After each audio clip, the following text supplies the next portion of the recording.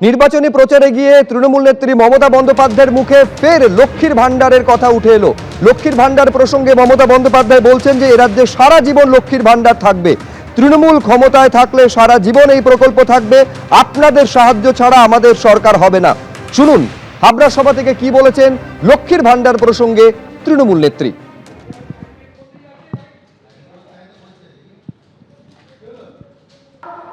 লক্ষ্মীর ভান্ডার যারা পাচ্ছেন আর যারা নতুন করে দরখাস্ত করেছেন তারাও পাবেন।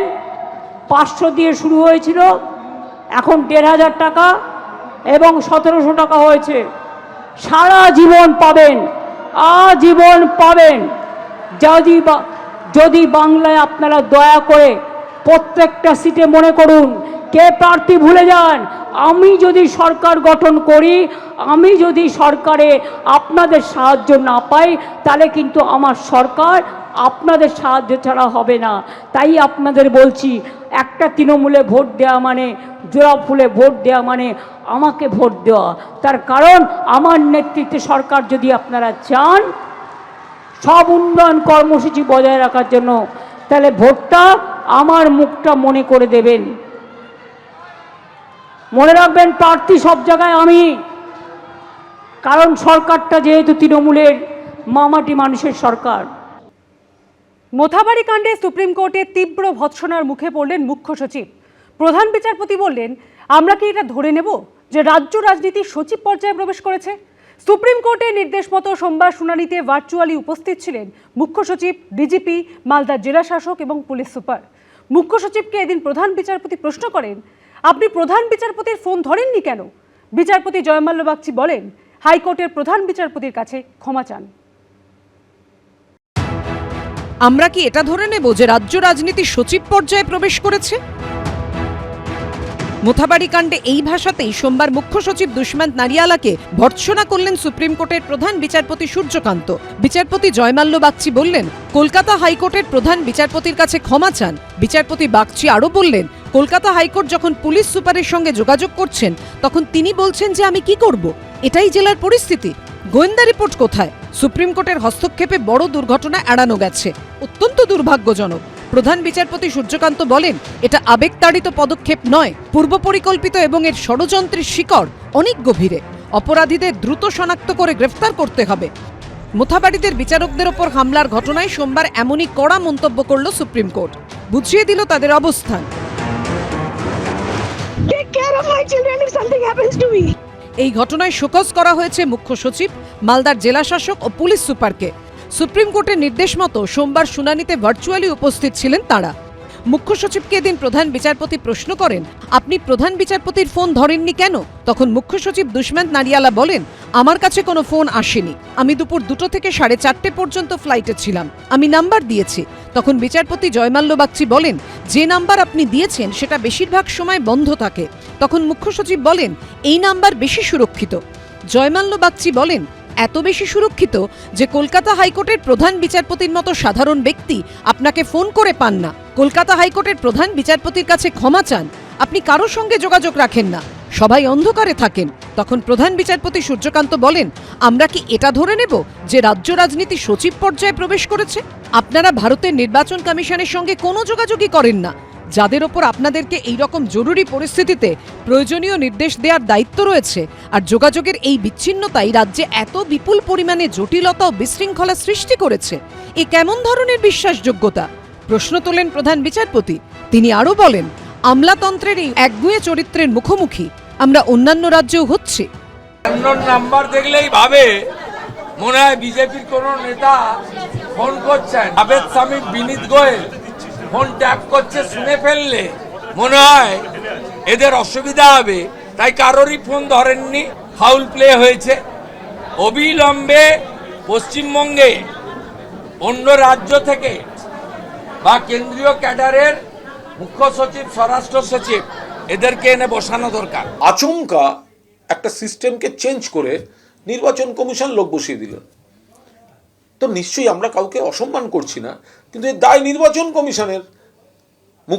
মুখ্য সচিব ভর্ৎসিত হননি, নির্বাচন কমিশন নিযুক্ত মুখ্য সচিব ভর্ৎসিত হয়েছেন। গত বৃহস্পতিবার সুপ্রিম কোর্টে শুনানিতে পশ্চিমবঙ্গে রাজনৈতিক মেরুকরণ নিয়ে কড়া ভাষায় সমালোচনা করেন প্রধান বিচারপতি। তিনি বলেছিলেন, রাজ্যের আইন শৃঙ্খলা সম্পূর্ণ ভেঙে পড়েছে, এমন মেরুকরণ আমরা কখনো দেখিনি। রাজ্যের অ্যাডভোকেট জেনারেলকে উদ্দেশ্য করে প্রধান বিচারপতির বেঞ্চ বলেন, সবথেকে দুর্ভাগ্যজনক হলো আপনার রাজ্যে সবকিছু নিয়ে রাজনীতি হয়, আদালতের নির্দেশ মানার ক্ষেত্রেও। আপনি কি ভাবেন যে আমরা জানি না যে কারা এই ঘটনা ঘটিয়েছে? সোমবার আরও কড়া অবস্থান নিল সুপ্রিম কোর্ট। সৌভিক মজুমদার, কৃষ্ণেন্দু অধিকারী ও শিবাশিস মৌলিকের রিপোর্ট, এবিপি আনন্দ। মোথাবাড়ি কাণ্ডে ধৃত মোফাক্কারুল ইসলাম কার লোক, এই প্রশ্নে শুরু হয়েছে জোর তরজা। বিচারকদের উপর হামলার রাতে ভাইরাল ভিডিওতে দেখা যায় এই মোফাক্কারুলের কথায় বিক্ষোভকারীদের সঙ্গে কার্যত রফা করছিলেন প্রশাসনের কর্তারা। ভাইরাল অডিও ক্লিপে শোনা যাচ্ছে যদুপুরে অবরোধ তোলার জন্য মোফাক্কারুলকে অনুরোধ করছেন এক পুলিশ কর্মী। আর এখানেই প্রশ্ন উঠছে, কার মদতে, কার প্রশ্রয়ে মোফাক্কারুল এত প্রভাবশালী? High Court, take care of my children. Take care of my children if something happens to me. বুধবার মালদার মোথাবাড়িতে এই বিভীষিকার মুখোমুখি হতে হয়েছিল বিচারকদের। বিক্ষোভের নামে গুন্ডামি, তাণ্ডব, কার্যত মৃত্যুভয়ের মুখোমুখি দাঁড় করিয়েছিল তাদের। এই ঘটনায় যাদের গ্রেফতার করা হয়েছে তার মধ্যে অন্যতম মোফাক্কারুল ইসলাম, যার গ্রেফতারি নিয়ে তার অধীনস্থ সিআইডিকে কৃতিত্ব দিয়েছেন মমতা বন্দ্যোপাধ্যায়। এনআইএ আসার আগে আমাদের সিআইডি, যেটা এখনও আমি দেখি সেই সিআইডি ইলেকশন কমিশনের আন্ডারে পড়ে না, সেই সিআইডি তাকে গ্রেপ্তার করেছে বাগডোগরা থেকে আসল কালপ্রিটকে। মুখ্যমন্ত্রী গ্রেফতারির কৃতিত্ব নিচ্ছেন, অথচ বিচারকদের ওপর আক্রমণের রাতে বিশাল জমায়েতের সময় একটি ভাইরাল ভিডিওতে দেখা যায় এই মোফাক্কারুলের পাশেই দাঁড়িয়ে রয়েছেন অতিরিক্ত জেলা শাসক এবং অতিরিক্ত পুলিশ সুপার। মোফাক্কারুলের কথায় বিক্ষোভকারীদের সঙ্গে কার্যত রফা করছিলেন তারা। এখানে আমাদের এডিএম সাহেব আর এসপি সাহেব আছে, আর একটা চাপাচাপি করে কি রেজাল্ট বের হলো শুনবি না নাকি তোরা? আমরা 4 দিন এক্সট্রা আপনাদের কাছ থেকে চাইছি। 4 দিনের মধ্যে এই সমস্যার একটা সলিউশন আমরা আপনাদের কাছে যেটাই আছে, যেটাই উপর মহল থেকে জানানো হবে যে কিভাবে জিনিসটাকে তাড়াতাড়ি সলভ করা যায়। ভাইরাল আরেকটি অডিও ক্লিপে শোনা গেছে মালদার যদুপুরে অবরোধ তোলার জন্য মোফাক্কারুলকেই অনুরোধ করছেন এক পুলিশ কর্মী।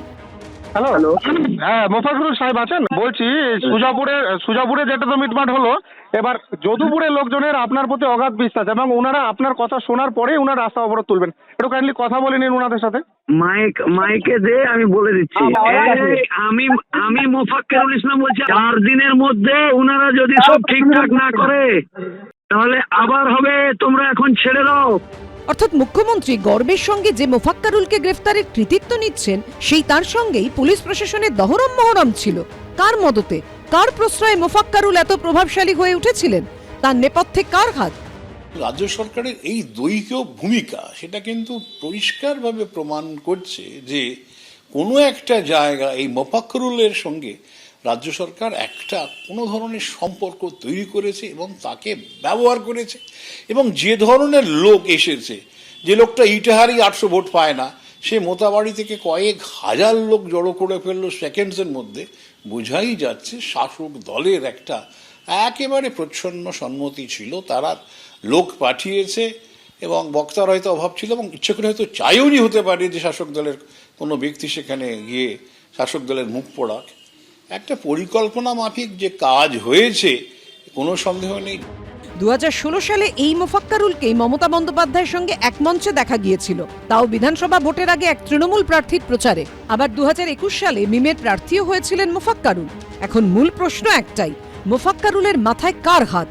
জুডিশিয়াল অফিসারদের তাদের আর্তনাদ আমরা শুনেছি শিউরে ওঠার মতো একেবারে, এবং সেই সময় তাকেই দায়ী করা হয়, বিমানবন্দর থেকে তাকে গ্রেপ্তারও করা হয়।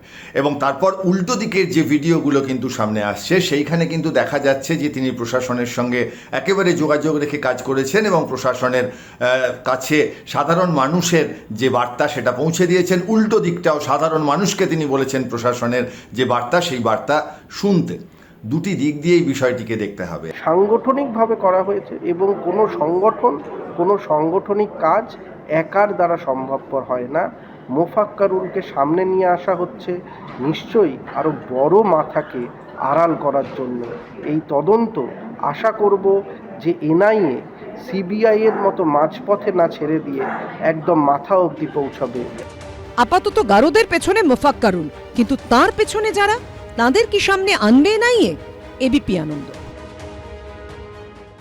এবিপি আনন্দ, এগিয়ে থাকে, এগিয়ে রাখে।